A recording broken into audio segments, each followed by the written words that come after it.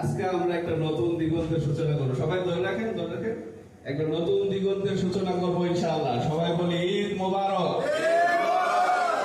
ঈদ মোবারক।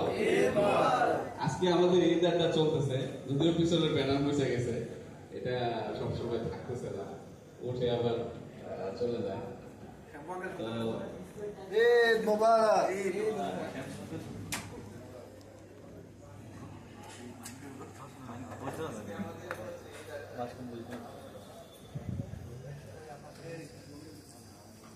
আজকে এটা আমাদের হচ্ছে ঈদ আড্ডা।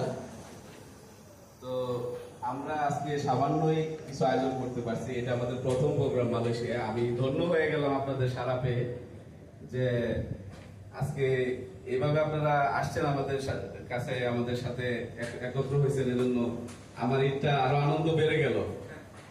তো আপনাদেরও অনুভূতি সবার শুনতে পারলাম না, তবে এর ভিতরে আমি বলতে চাই, যদি আপনাদের কারো কোনো কথা থাকে একটু হাত ধরবেন, আমি কথা শুনবো বা সবাই শুনবো।